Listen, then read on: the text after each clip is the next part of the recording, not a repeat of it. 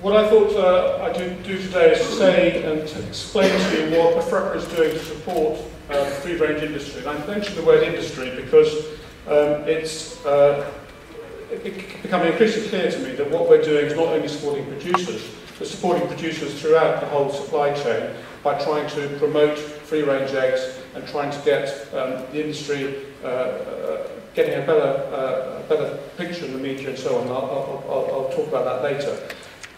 The more free-range eggs our partners and our customers can sell, the more it benefits us as producers. So we are, BeFREPA is increasingly taking a whole industry-wide approach.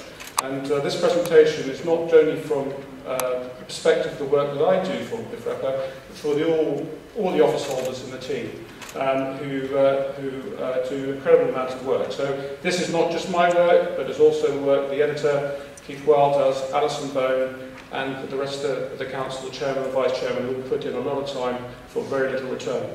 So let's build and start a picture about what you get for being in BeFREPA and what does BeFREPA do. And for most of you, it'll be, well, the Ranger.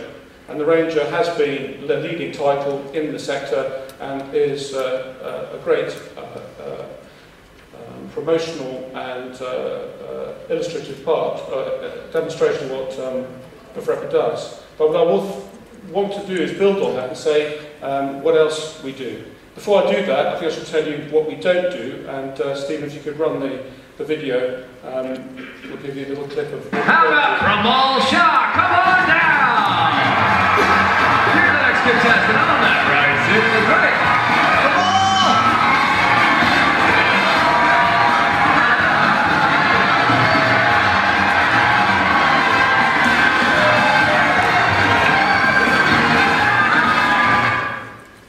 So you don't get the prices right. We can't guarantee for you great prices. We can't negotiate price agreements with packers or retailers. We can't manage the market, and you don't get the prices right or manually. But what we can do is a lot of things that help build the framework and the environment for getting an industry going forward with a good structure in terms of pricing, and that's what we're trying to do. So the first thing we do to try and achieve that aim is promote free-range eggs wherever we can and engage with consumers. Second thing we do is communicate industry news and information, share information, not only on breaking news through the various media outlets that we're putting together, but also to share some of the research and some of the work that we're doing, the office holders are doing to try and build on the knowledge of what's going on within the whole supply chain. Thirdly, we offer a range of member services, which I'll break down to go into more detail later on. And fourthly, lobby and influence policy and help with legislation. And that is probably my key role. So I'm going to start from the top, promoting free-range eggs and dealing with the media.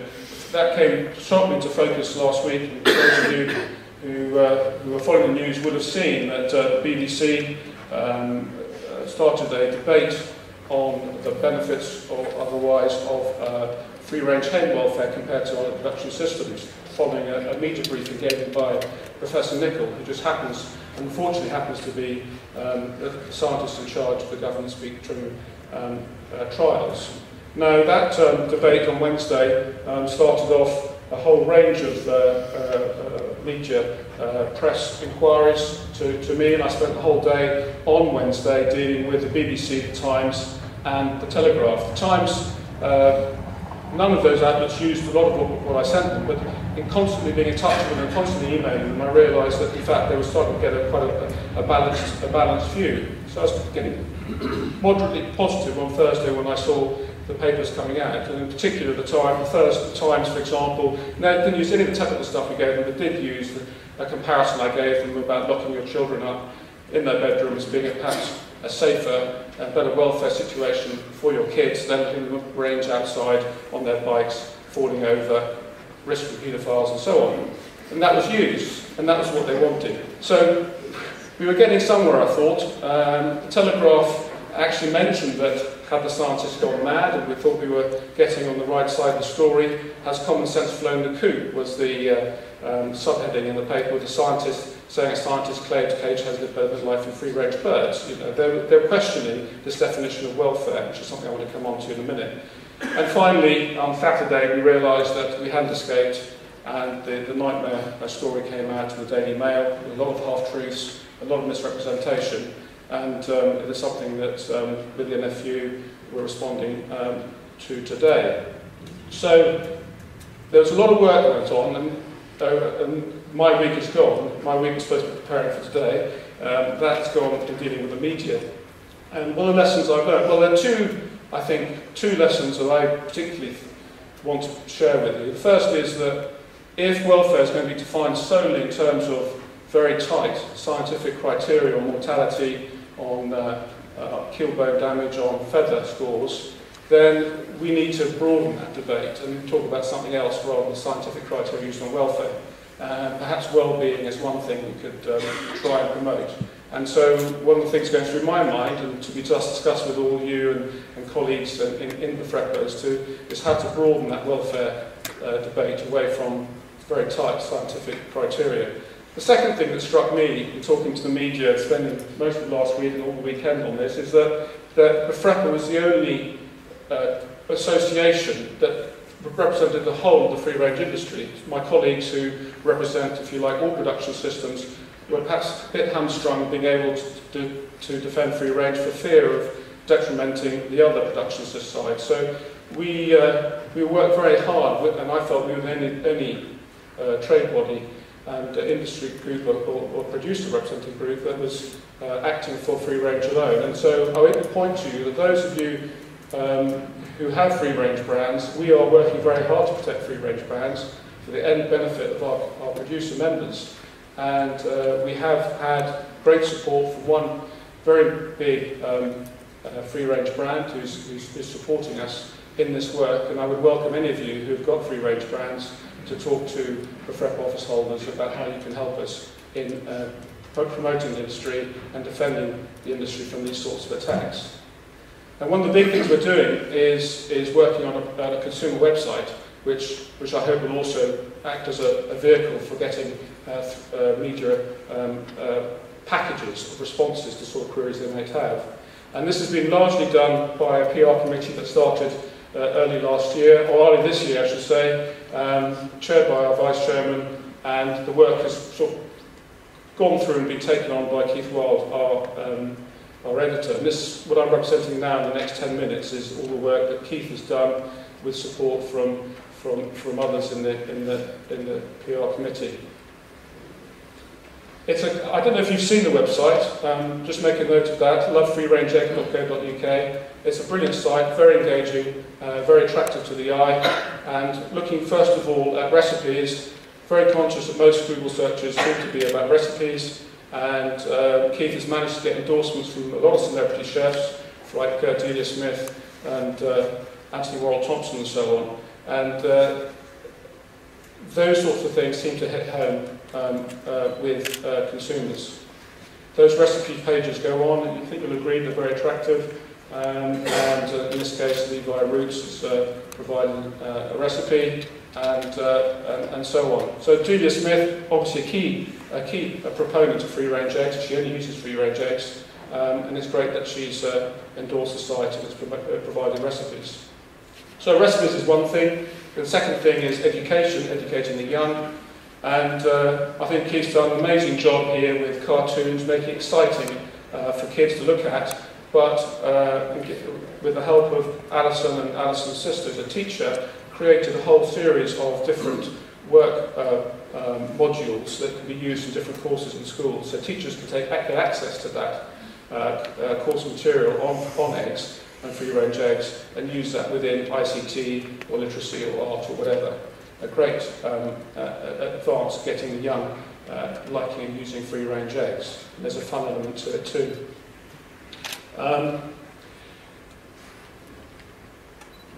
Talk about fun. Let's have another video clip, please, Stephen, to take us forward and show what's on this site.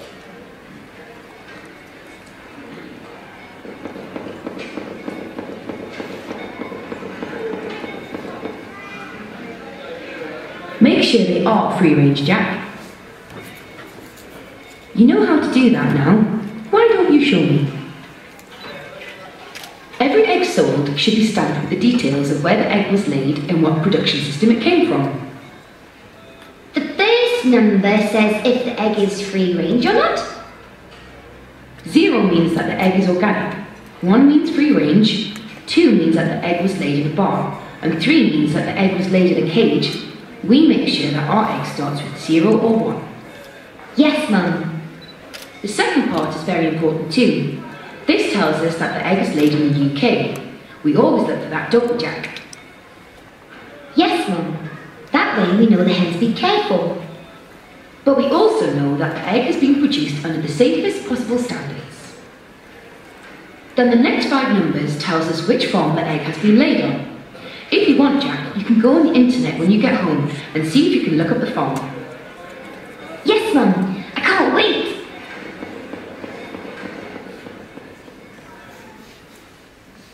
Apparently that walk is very typical of Yorkshire people, I'm told. And, having watched Keith and Charlie Stevenson's there, I can see that there's some truth in that. So you see I'm trying to bring some fun to it. Keith's brought some fun to it. Here's another video clip, Stephen, which hopefully... Yeah, free-range eggs. Why should you buy them? It's in the name. They're free.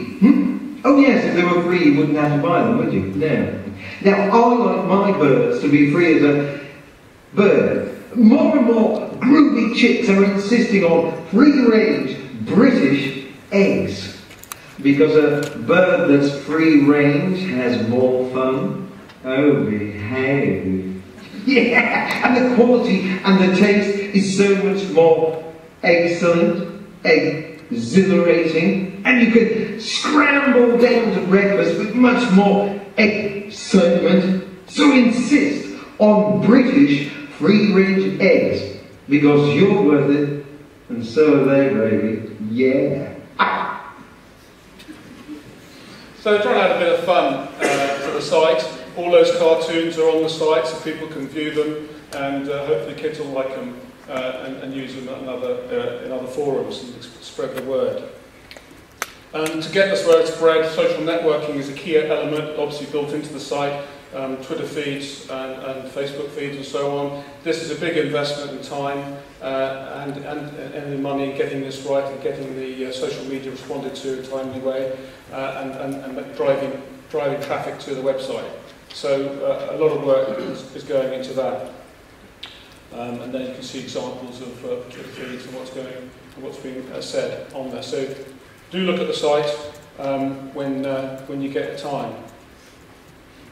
I've included a new initiative in this element of promoting free-range eggs because it's really protecting free-range eggs, protecting the integrity and provenance of free-range eggs. I sort of put in the same basket, rightly or wrongly. The meat sector has taken forward this technology to maintain integrity of provenance within the supply chain, and we've looked into this and have developed a partnership with a laboratory that's able to do this. Now you will have on your chairs a letter which says, would you be able to provide half a dozen eggs to this scientific laboratory longhand so that they can build up a data bank. Now I'm not going to go into great detail explaining to you how it works, but very, very briefly, rainfall basically, the rain and weather systems come from the west to the east across the UK and into Europe. As the rain falls west to east, it delivers and drops different elements or different ratios of hydrogen and oxygen isotopes on the ground, goes into the rain, goes into the watercourses, into aquifers, and then plants and animals that use that water have, if you like, a fingerprint, an isotope fingerprint. And so in meat it's been very successfully used to maintain the integrity of the supply chain, and we want to try and do it with eggs, because obviously if there is any fraud, it happens in the future, then that can only dilute the price of our eggs as producers. So we want to try and also avoid any media scares there are from there being breakdowns in the supply chain. So with your help we can build up a data bank which can be used to test eggs, to test the integrity of the eggs that you produce against ones which need to be tested for to check their provenance. So I hope you'll fill in that piece of paper so that we can build that database. The more eggs there are on the database, the better the database will work, the better the stats will be. The second element then, if you remember the four I started off with, is sharing information and getting information out to you as producers, but also those who read the Ranger. We'll find that there's been a huge lot going on the last year, and we're keen to get that information out to you in different formats and different ways. Most of you will have access to the website, which, and I've worked in different livestock sectors. I have to say the Ranger and the website are probably the leading publication and website delivery of any of the livestock producing sectors that I know of. So market leading, brilliant. And we're looking to add to that. You get the text service, regular text, what's going on. And finally, a new initiative this year is to try and put an email delivery system into that format, if you like, package. And so hopefully you will have received an email with a newsletter in October, and the idea is that will come out in between different Ranger editions to give you an update of what's going on. The third main element of what the Profrepa office holder team have been trying to do is deliver a package of member services to use members. You'll see on your chair again training, two different courses that we're running next month. There'll be a third depopulation in January. These are being sponsored, the pullet rearing course is being sponsored by Potter's Poultry and Country Fresh Pullets, thanks to them, and Elanco is sponsoring the avian health and welfare courses. If you're interested, please fill those in quickly because the place is going fast. They're limited to 8 on each course. So, and we hope with grant funding from DEFRA, we hope to be able to do that as a regular thing. Think of new courses, let us know what you want to be, training courses you want, and we will try and add one for you. You'll know from last year that we've got a costing and benchmarking service. We're grateful for the support that NEMAL, the Packers body, have given and helping us make this an industry-wide approach with costings. They're in the back of the range every month, and on the website you should be able to benchmark your own management costings against those in the range, and I hope they're useful to you for your business. We have a legal panel which was set up this time last year. It's not probably widely promoted, but as I understand it hasn't been greatly used, which is obviously good news, but it's there if you need it. Free advertisements in the back of the Ranger as a member service, and flock surveys which hopefully give you an idea of where the industry is going. Are we expanding? Are we contracting? Get you feel what everyone else is doing so you can make your own business plan decisions based on your perception of what the market needs, so that you've got good information of what the whole industry and what the whole producer base is doing. Ali Bone does a lot of work on that, and we do them twice a year, and I'll show you the results in a minute. And the supply and demand modelling, which is something I'm going to talk about in more detail. Before I do, the consultant, the stats guy who helps us, does the supply demand model is here, and I'm going to ask him to stand up. Simon, please stand up. He's there, so I don't want any questions to me about this afterwards, but please find him and ask him if you've got any detailed statistical questions about how this works, because he's the expert and not me. But Simon spent some time before conference in the last couple of weeks going through the model and trying to see how accurate it has been. He's tested it against previous production runs or production data, and the model predictions are the curve, the histograms, if you like, are the actual figures, and the graph is the predictions. And as you can see, probably what the model does is over-exaggerate the movements and trends. And this is something that I think Simon's looking at. But if you would agree that the trends are basically right so far in the testing we've done so far. How does the model work? Very briefly, it just is looking at how deviations from trend impact between price and production. So if production is above the trend line, historical trend line, then price is likely to go down. If production is below trend, then price is likely to go up. It's that simple relationship which the model mathematically works to. We're trying to fine-tune it with the help of NEMAL to make an industry-wide approach again, and they're helping us with data and figures on pullet numbers and also some market data. to try and improve the model. So grateful for the help of the packers, packer body in email, in trying to get this model even better. In more detail, more recent model forecast. This is the actual production for the last 4 quarters against what the forecast, the estimated production was. Again, you can see showing the right direction, but perhaps exaggerating the trends, and with price, same again. When the price falls, the model exaggerated it, like here, and when there was a price increase, this is using deferred data, it's sort of just overshot a bit. So you can see that the direction is right, but perhaps not the quantum. So we're getting there, and so just for the benefit of where we're predicting, production has started to drop in the last quarter, last 2 quarters, this quarter as well. The market is relatively tight, I think. The model is predicting that will change and that production will go up next year, which has implications obviously for price and so on. How does that marry up with other things we're doing? Well, with the flock survey, I think that the flock survey probably corresponds to what the model is saying. The flock survey, which those of you are kind enough to do, 125 of you responded to the flock survey, and those 125 had an average increase of 5% for between now and next April. Next April, from the model, was when production was going to increase. If you look over these are the model, the flock survey results from second half year 2011, first half year, in other words, spring 2012, autumn 2012, spring 2013, autumn 2013. And you can see that the big drop that everyone was planning to do has sort of been made up subsequently.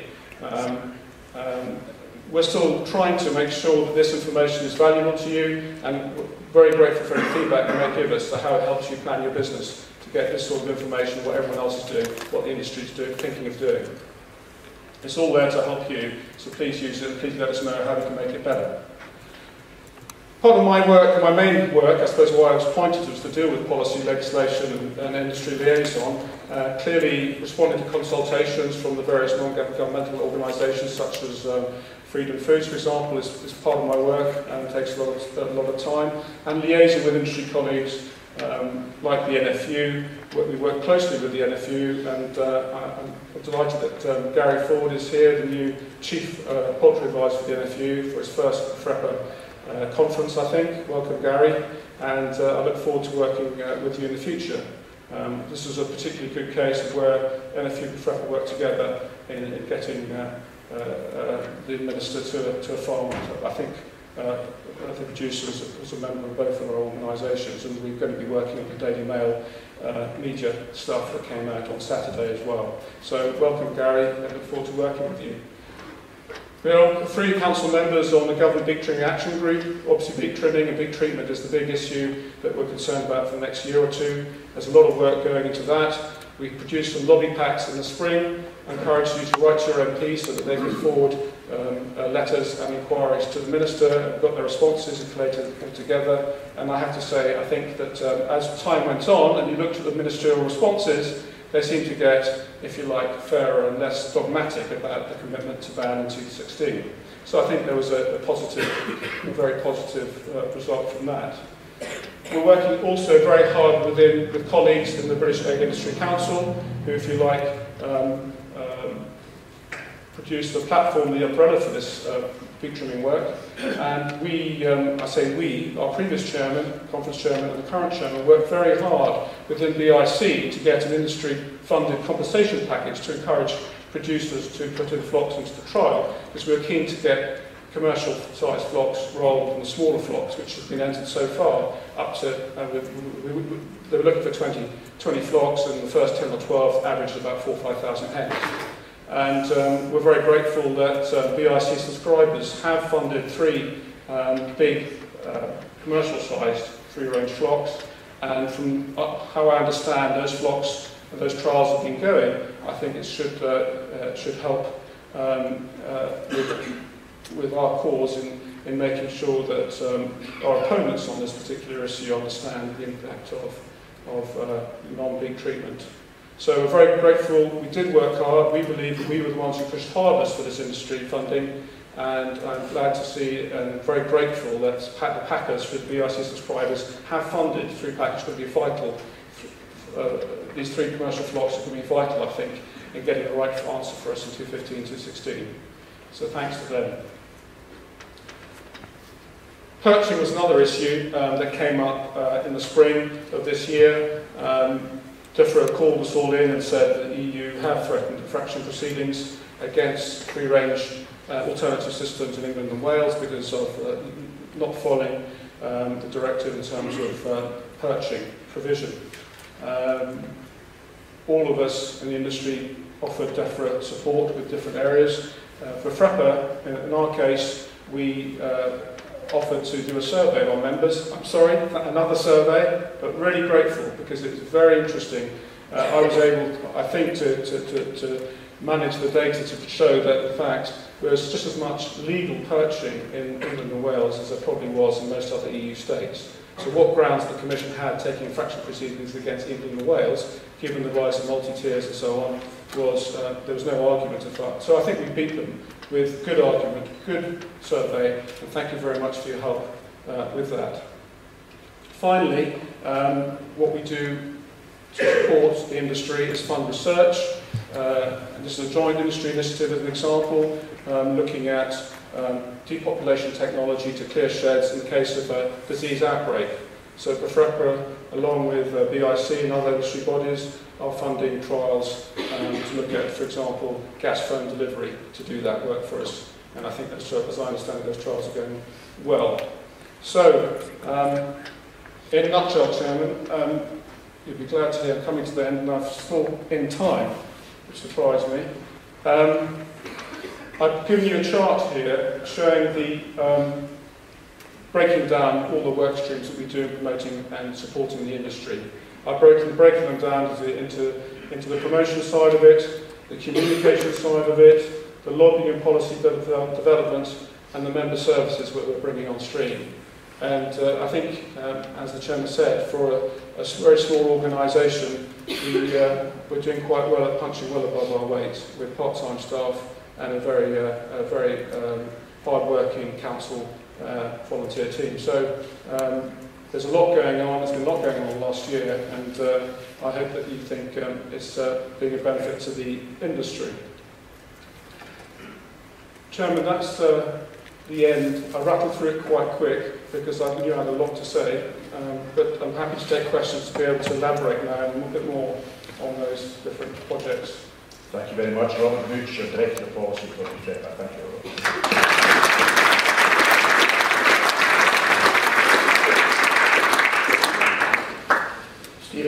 Stephen, there's a light here that's sort of completely blinding me if I'm trying to see for John, so I'm just wondering if you can help do something. That's a bit better. I did ask if anybody wants to ask a question, put your hand up, please give your name and company, and we'll get a mic to you within seconds. Who would like to field the first question to Robert Gooch, please? Somebody out there wanting to start, please. John Campbell. John, can you second? Chairman, I would like to congratulate you, Robert, in winning your battle about free-range eggs perching, because in Scotland and Northern Ireland you've had to have these perches for some time. We've even got to have them in their cages.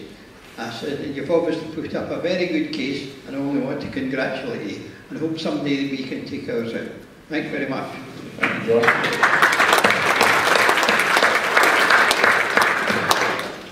Thank you very much.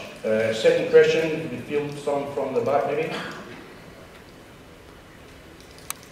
While we were just thinking, Robert, this issue we had in the Daily Mail, or whatever tabloid it was last weekend, have you got a sort of a contingency plan how to deal with this? We're going to try and get, I watch sometimes if I stay up later at night, question time on the television and listen to politicians. I sometimes get a bit of amusement out of it, sometimes go to bed pretty angry. So are you thinking you should try and get a question and answer session going to really retaliate what was said, or what is your plan for media? That's a very good question, John. We've, during your chairmanship and following, the Council discussed many times how to put together a crisis plan. We raised it quite early on, and we started it, and I built one or two question-answer responses for council members who would be interviewed by press, put together a media package, but it's clear from experience the last week is that it's woefully inadequate, and we've really got to beef that up. And one of the things that I try to raise is that we really need industry support for this so we can put the resource into it. At the moment, Befrepa is under-resourced for this type of work, but following from what I've seen the last week, we are perfectly capable of doing it for the whole industry throughout the supply chain if we can get more support from the industry. So one of the main areas that we'd like to do first of all is on the consumer platforms that we're doing. Keith's going to have a consumer magazine as well as the consumer website, is to have a media centre as part of that. And you might want to talk to Keith about how that would work on the site, but it would take a lot of work to produce some packages that journalists can use to answer any possible question that they could want at any particular time. Because what came out from last Wednesday, I was asked to go on to You and Yours on BBC Radio 4 at 10 AM. Unfortunately, I was in another meeting, I was unavailable. They couldn't, you know, basically I had half an hour to be able to say to them, I can come onto that programme. And unfortunately, I was not able to do it. And similarly at Newsnight, that same night, Wednesday night, I was asked would I be willing to attend a Newsnight, and I said yeah. They rang me at 6 o'clock. It could have been Newsnight at 10:30, and I said, well, I live in Suffolk. I said, can you send a car?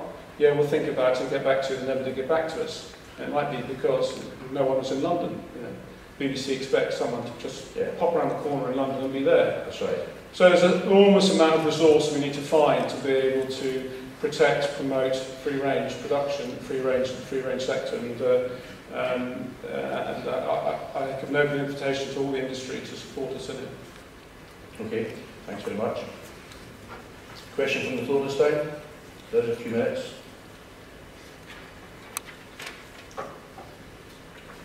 I'm quite happy to sit down. One last one I was going to ask was, you said there were 125 respondents to your survey. Yes. I think Befrepa have, is it 400 and something members? Yeah, near 500. So as a policy person, is that a good return, average or just plain useless? I mean, what is 125 returns out of 450 in your job? Is that a good response to the survey or a poor one? Thanks for asking these easy questions, John. Kind of you. What we've noticed is there has been consumer survey fatigue from members, because we have been bombarding you, our members, with surveys and questionnaires, and the response rate did drop originally, and I think Ali will correct me if I'm wrong, but this result, this 25% return, was a bit higher than the last one in the spring. Ali, yeah. Whether that's good or bad, I don't know for sure, because, to be honest, policy people don't do that many surveys. It's more like probably a PR person who could respond to that. But statistically, and Simon Ward, the statistician here, will tell me whether that's a representative sample or not, but I don't think it's 25 out of 450. I can tell you it's a good response. It's a good response. Mm-hmm. So our stats guy says it's a good response. Okay, that's good. So it sounds as if the members in general are supporting what you're trying to do. Yeah. And it seems crucial that these returns do go back into Befrepa, so all this Robert Gooch material can be pushed on to the next level. That's I thought the question was kind of relevant. But if your man's there saying 25% is a good response on average, we're all doing well. Thank you all very much. It could be better. Sorry? It could be better. Absolutely. It could be better. It could be 50 to 60%. It sounds like 25%, but we can't really go on today to say they're not helping us, trying to help you. We've time for one last question. It's not important, but does anybody got something they want to just ask Robert before we let him off the hook, so to speak? It is the graveyard slot, and I was sure you weren't all sleeping when he was talking, so somebody must have been listening. Nothing at all? Okay, I'd just like to show your appreciation to Robert. Thank you very much.